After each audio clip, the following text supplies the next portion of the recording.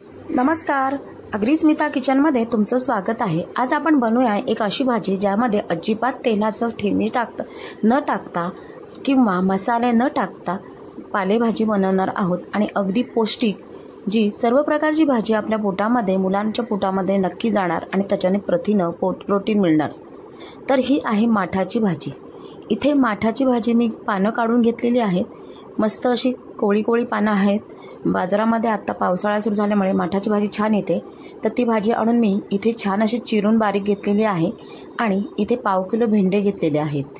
हे भेंडेसुद्धा स्वच्छ धुवून घेतलेले आहेत। त्याचे तुकडे असे मी केलेले आहेत बारीक बारीक चिरून। तुम्हाला जितके प्रमाणात करायचे तसे करू शकता। इथे मिरच्या घेतलेल्या आहेत 5 ते 6 तिखट मिरच्या घेतलेल्या आहेत। दुधी घेतलेला आहे मी थोडासा पाव तुकडा, तो सोलून घ्यायचा आहे।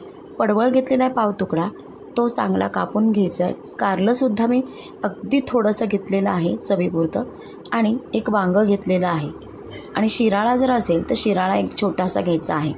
तर आता आपण ही सगळी भाजी जी आहे ती कापून घेऊया। बारीक तुकड्यांमध्ये कापून घ्यायची आहे। हा पडवळ आपण चिरून त्याच्यातल्या बिया व्यवस्थित काढून व्यवस्थित असं सगळं काढून घ्यायचं आहे। आता इथे सगळ्या भाज्या ज्या काढून घेतल्यात त्या व्यवस्थित कापून स्वच्छ धुवून घ्यायचं आहे। इथे पहा, दुधी चांगलं सोलून तुकडे केलेले आहेत, वांग्यांचे तुकडे केलेले आहेत, पडवळांचे तुकडे करून ठेवलेले आहेत आणि जे आपण काय भाज्या घेतलेल्या सर्व चिरून घेतलेलं आहे। माठाची भाजी चांगली स्वच्छ धुवून घेतलेली आहे। कढई ठेवलेली आहे। पहा, इथे एकही थेंब तेलाचं मी टाकलेलं नाही आहे, म्हणजे किती हेल्दी असेल।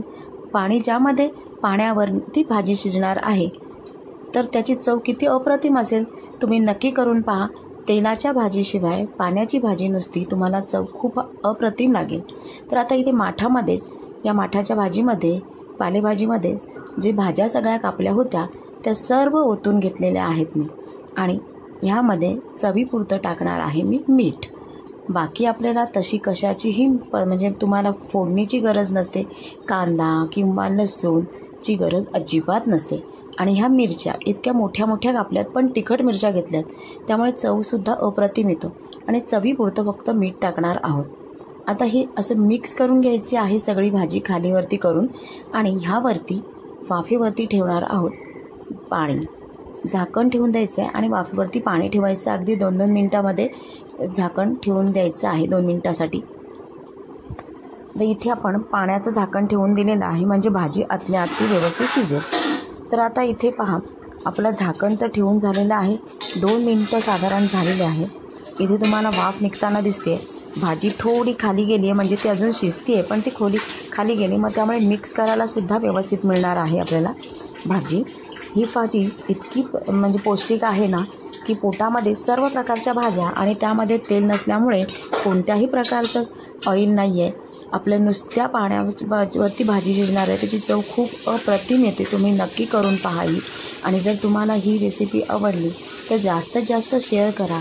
तुम्ही माझ्या रेसिपी पाहताना मग चॅनलला नक्की सबस्क्राईब करा आणि साईडला जी बेल आयकॉन आहे ना ती सुद्धा दाबा, म्हणजे येणाऱ्या नवीन नवीन रेसिपीज तुमच्यापर्यंत पोहोचवतील। आता आपण परत 2 मिनटासाठी झाकण ठेवलेलं आहे। परत 2 मिनिटांनी आपण झाकण काढलं तेव्हा पहा, स्वतःचं पाणी भाजीने सोडलेलं आहे। वाफेवरती पाणी असल्यामुळे खाली अजिबात भाजी लागत नाही आणि इथे भाजीसुद्धा छान उकळते। वास तर अप्रतिम येतो आहे। तुम्ही अशा पद्धतीने नक्की करून पहा, तुम्हाला नक्की आवडेल। आता ही भाजी आपल्याला अजून शिजवून घ्यायची आहे, कारण ह्यामध्ये जे दुधी किंवा पडवळ, माठ भाजी ही लगेच शिजली जाते, पण दुधी पडवळ जे आहेत मोठ्या मोठ्या पुडी केलेल्या आहेत वांग्याच्या वगैरे, त्यासुद्धा शिजायला हव्यात। तर असे मी 2-3 वेळा वाफेवरची भाजी काढून खालना पूर्ण मिक्स करून घेतो आहे, म्हणजे काय होतं, खाली अजिबात लागत नाही। तर आता आपली ही भाजी व्यवस्थित अशी शिजून झालेली आहे। मग ह्यामध्ये मी एक अर्धा वाटी खोबऱ्याची घेतलेली आहे। ह्यामध्ये जितकं खोबरं तुम्ही टाकाल तितकी ही भाजी खूप छान लागते, त्यामुळे ते मी अर्धा वाटीच घेतलेली आहे। तरी पण अर्धा वाटी खोबरं घेतलं आहे, ते खिसलेलं आहे आणि ह्या भाजीच्या वरती पूर्ण पसरवून घेतलेलं आहे। ह्याची चव आणि दिसणं खूप छान दिसते। ह्यामध्ये तुम्ही चिंच किंवा कोकमचं कोळ किंवा कोकम टाकू शकता। मी इथे 2 कोकमची पोळी टाकलेली आहेत आणि अगदी 1 मिनिटासाठी वाफ काढून घेणार आहे। ही तयार झाली आपली मस्त अशी पौष्टिक अशी पालेभाजी। तेल न वापरता पालेभाजी सर्व प्रकारची पौष्टिक भाजी. तर आता ही भाकरीबरोबर मस्तच लागणार आहे. तर तुम्हाला ही रेसिपी आवडली का? नक्की शेअर करा हा मग. धन्यवाद.